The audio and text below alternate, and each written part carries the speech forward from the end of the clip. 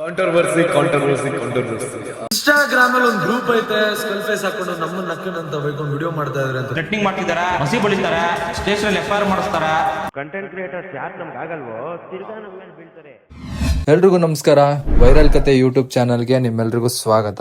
ಇವತ್ತು ನಮ್ಮ YouTube channel ಅಲ್ಲಿ ಒಂದು ವಿಷಯದ ಬಗ್ಗೆ ಮಾತಾಡಕ್ ಬಂದಿದೀವಿ. ಅದೇನಪ್ಪಾ ಅಂದ್ರೆ, ಸದ್ಯದ ಪರಿಸ್ಥಿತಿಯಲ್ಲಿ ಇನ್ಸ್ಟಾಗ್ರಾಮ್ ತೆಗೆದ್ರೆ ನಾವು ನೋಡೋದು ಕಂಟೆಂಟ್ ಗಿನ್ನ ಜಾಸ್ತಿ ಕಾಂಟ್ರವರ್ಸಿಗಳನ್ನ. ಸೊ ಹೌದು, ನಿಮ್ಗೆಲ್ಲ ಗೊತ್ತಿರೋ ಹಾಗೆ ರಾಲೆನ್ಸ್ ಮತ್ತು ಕನ್ನಡ ಪರ ಹೋರಾಟಗಾರರ ನಡುವೆ ನಡೀತಿರೋ ಕಾಂಟ್ರವರ್ಸಿ ಏನು ಅನ್ನೋದನ್ನ ಈ ವಿಡಿಯೋದಲ್ಲಿ ಎಕ್ಸ್ಪ್ಲೈನ್ ಮಾಡ್ತಾ ಇದ್ದೀನಿ.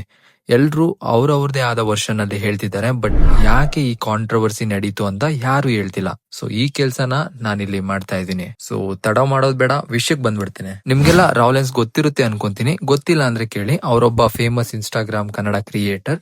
ಇವ್ರದೇ ಆದಂತ ಒಂದು ಫ್ರೆಂಡ್ಸ್ ಗ್ರೂಪ್ ಇತ್ತು. ಅದರಲ್ಲಿ Daya Yadav, the name is JP and ರಾಲೆನ್ಸ್ ಮತ್ತೆ ಇನ್ನೂ ಒಂದಷ್ಟು ಜನ ಸೇರಿ ಇನ್ಸ್ಟಾಗ್ರಾಮ್ ಅಲ್ಲಿ ರೀಲ್ಸ್ ಮಾಡ್ತಾ ಇರ್ತಾರೆ. ರೀಲ್ಸ್ ಯಾವ ತರ ಇರ್ತಿದ್ವು ಅಂದ್ರೆ, ಅವ್ರದೇ ಆದಂತಹ ರಾ ಕಂಟೆಂಟ್ ಗಳು, ಅಂದ್ರೆ ಯಾವುದೇ ರೀತಿ ಬೀಪ್ ಸೌಂಡ್ ಇಲ್ದನೆ, ಯಾವುದೇ ರೀತಿ ಜಾಸ್ತಿ ಎಡಿಟಿಂಗ್ ಇಲ್ದನೆ ಡೈರೆಕ್ಟ್ ಆಗಿ ಅವ್ರು ಮಾಡಿರೋ ರೀಲ್ ಕಂಟೆಂಟ್ ನ ಡೈರೆಕ್ಟ್ ಆಗಿ ಅಪ್ಲೋಡ್ ಮಾಡ್ತಾ ಇದ್ರು.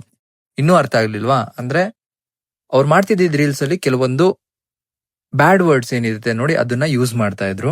ಅವಳ ಅಮ್ಮನ್ ಫೋನ್ ಎತ್ತುತ್ತಾ ಇಲ್ಲ ಅವಳು ಏನೂ ಇಲ್ಲ ಅಂತ ಆ ಬೋಳಿ ಮಗನ ಹಿಂದೆ ಹೋಗಿದ್ದಲ್ಲ, ಇವಾಗ ಹೋಗ ಅವ್ನ್ಗೆ ಹೇಳು ಬಂದ್ ಶಾಟ ಕಿತ್ಕೊಳಕ್ಕೆ. ಹಂಗಂತ ಹೇಳಿ ಅವರು ಬರೀ ಬ್ಯಾಡ್ ವರ್ಡ್ಸ್ ಯೂಸ್ ಮಾಡ್ಕೊಂಡೆ ಕಂಟೆಂಟ್ ಕ್ರಿಯೇಟ್ ಮಾಡಿದ್ದಾರೆ ಅಂತ ನಾನು ಹೇಳಲ್ಲ. ಬಿಕಾಸ್ ಇದಕ್ಕಿಂತ ಮುಂಚೆ ನಾವು ರಾಲೆನ್ಸ್ ಅವ್ರನ್ನ ನೋಡಿದ್ರೆ ಅವರು ಕನ್ನಡದಲ್ಲಿ ಒಳ್ಳೆ ಕಂಟೆಂಟ್ ಕೊಟ್ಟಿರೋದು ಕೂಡ ಇದೆ.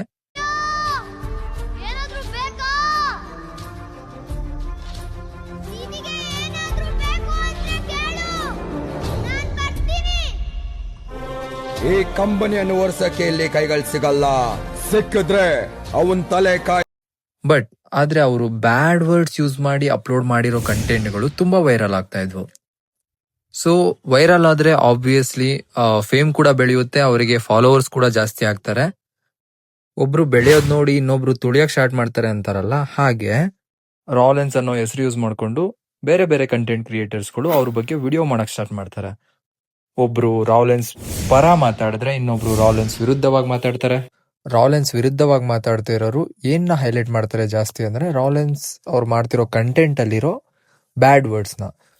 ಸೊ ವಿಷಯ ಇಷ್ಟೆಲ್ಲ ಹರಡ್ ಆದ್ಮೇಲೆ ಕನ್ನಡ ಪರ ಹೋರಾಟಗಾರ ಅಂತ ಹೇಳು ಮಧುಸೂದನ್ ಅವರು ಕಾಂಟ್ರವರ್ಸಿಗೆ ಎಂಟರ್ ಆಗ್ತಾರೆ. ಅವಾಗ ರಾಲೆನ್ಸ್ ವರ್ಸಸ್ ಮಧು ಅನ್ನೋ ವಿಷಯ ತುಂಬಾ ಇನ್ಸ್ಟಾಗ್ರಾಮ್ ಅಲ್ಲೆಲ್ಲ ವೈರಲ್ ಆಗ್ತಾ ಇದೆ. ಇವಾಗ್ಲೂ ಕೂಡ ನಡೀತಾ ಇದೆ ಅದು. ಇದನ್ನ ಕ್ಷಮಾಪಣೆ ವಿಡಿಯೋ ಮಾಡಿ ಅಂತಾನೆ ಕೇಳಿದ್ದು. ಅದು ಅವ್ರು ಬಂದ್ ನೋಡಿದ್ರೆ ಅವ್ರು ಮಾತಾಡಿದ ರೀತಿನೇ ಬೇರೆ ಇತ್ತಲ್ಲ ಲಾರೆನ್ಸ್ ಅವರು. ಅಣ್ಣ ಇವಾಗ ಅವ್ರೇನ್ ಹೇಳ್ತಾರೆ ಅಂತ ಅಂದ್ರೆ, ನಾವು ಆಮೇಲೆ ಇನ್ನೊಂದ್ ಹೇಳ್ತೀನಿ, ನಾವು ನಮ್ಗೆ ಸಾರಿ ಕೇಳಿ ಅಂತ ನಾನು ಯಾವ್ದೇ ಕಾರಣಕ್ಕೂ ನಿಮ್ಗೆ ಹೇಳಿಲ್ಲ. ನಾನ್ ಹೇಳಿದ್ದೇನೋ ಕನ್ನಡಿಗರಿಗೆ ಕೇಳಿ ಅಂತ ತಾನೆ.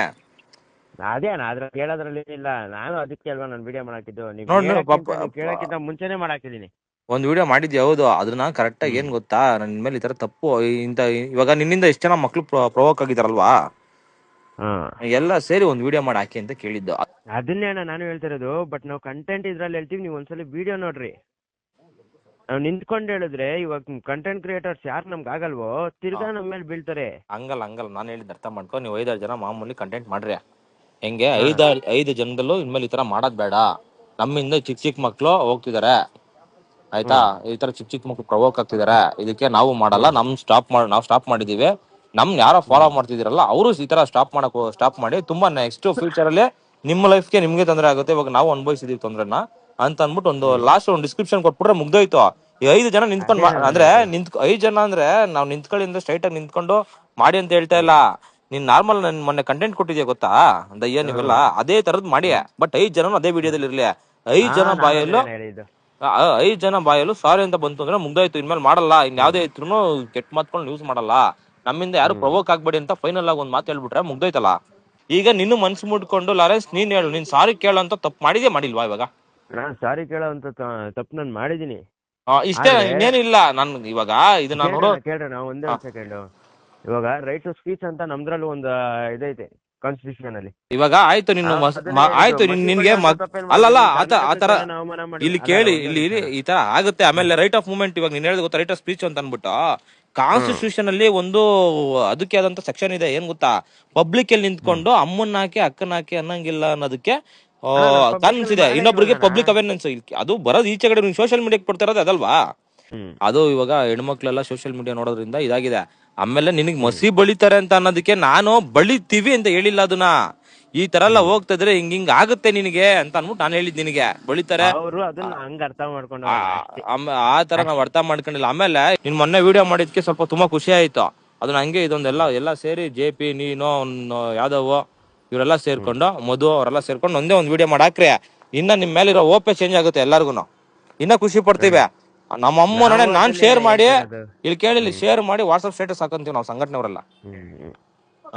ಸರಿನಾ? ನಾನು ಅದನ್ನೇ ಮಾಡ್ತೀನಿ. ಆಯ್ತು, ಮಾಡ್ಬಿಡಮ್ಮ, ಅದೊಂದು ಮಾಡ್ಬಿಡ. ಇಲ್ಲಿ ಮಧುಸೂದನ್ ಅವರ ಪಾಯಿಂಟ್ ಏನು ಅಂದ್ರೆ, ರಾಲೆನ್ಸ್ ಅವ್ರು ಮಾಡ್ತಿರೋ ಕಂಟೆಂಟ್ ಕ್ರಿಯೇಷನ್ ಇಂದ, ರೀಲ್ಸ್ ಇಂದ ತುಂಬಾ ಜನ ಯೂತ್ಸ್ ಹಾಳಾಗ್ತಾ ಇದ್ದಾರೆ. ಅಂದ್ರೆ ಅವರು ಕೂಡ ರೀಲ್ಸ್ ಮಾಡ್ಬೇಕಾದ್ರೆ ಕೆಟ್ಟ ಪದಗಳನ್ನ ಯೂಸ್ ಮಾಡ್ಕೊಂಡು ರೀಲ್ಸ್ ಮಾಡೋದಾಗ್ಲಿ ಈ ರೀತಿ ಇನ್ಫ್ಲೂಯೆನ್ಸ್ ಆಗಿ ಮಾಡ್ತಾ ಇದ್ದಾರೆ. ಅದಕ್ಕೆ ರಾಲೆನ್ಸ್ ಮತ್ತೆ ಗ್ರೂಪ್ ಯಾರಂದ್ರೆ JP, ದಯಾ ಯಾದವ್ ಮತ್ತು ಇನ್ನು ಅವರ ಫ್ರೆಂಡ್ಸ್ ಯಾರ ರೀಲ್ಸ್ ಮಾಡ್ತಾ ಇದ್ದಾರೆ ನೋಡಿ, ಅವರೆಲ್ಲ ಸೇರ್ಕೊಂಡು ನಮ್ಮ ಕನ್ನಡಿಗರಿಗೆ ಕ್ಷಮೆ ಕೇಳಬೇಕು ಅಂತೇಳಿ ಮಧುಸೂದನ್ ಅವರು ಹೇಳ್ತಾರೆ. ಸೊ ಇಷ್ಟೆಲ್ಲ ಆದ್ಮೇಲೆ ರಾಲೆನ್ಸ್ ಅವರು ನನಗೆ ತುಂಬಾ ಥ್ರೆಟ್ನಿಂಗ್ಸ್ ಎಲ್ಲ ಬರ್ತಾ ಇದೆ, ಈ ರೀತಿ ವಿಡಿಯೋಸ್ ನಾನು ಮಾಡಲ್ಲ ಅಂತ ಹೇಳ್ಬಿಟ್ಟು ಅವರೇ ಒಂದು ಪೋಸ್ಟ್ ಹಾಕ್ತಾರೆ. ಕೆಟ್ಟ ಪದ ಬಳಕೆ ಮಾಡ್ತೀನಿ ಅಂತ. ಇದರಿಂದ ನಮ್ಮ ಕರ್ನಾಟಕ ಜನಕ್ಕೆ ಬೇಜಾರಾಗಿದ್ರೆ ನನ್ನ ಮನ್ಸಿಂದ ಸಾರಿ ಕೇಳ್ತಾ ಇದ್ದೀನಿ. ವಿಡಿಯೋ ಮಾಡಕ್ ಆಗ್ತಿಲ್ಲ, ಥ್ರೆಟ್ನಿಂಗ್, ಮಕ್ಕಳಿಗೆ ಮಸಿ ಬಳಿತೀನಿ ಅಂತಾರೆ, ಪೊಲೀಸ್ ಸ್ಟೇಷನ್ ಅಲ್ಲಿ ಕಂಪ್ಲೇಂಟ್ ಕೊಡ್ತೀನಿ, 4-5 ಕಡೆ FIR ಮಾಡಿಸ್ತೀನಿ, ಮನೆ ಮುಂದೆ ಬರ್ತೀವಿ.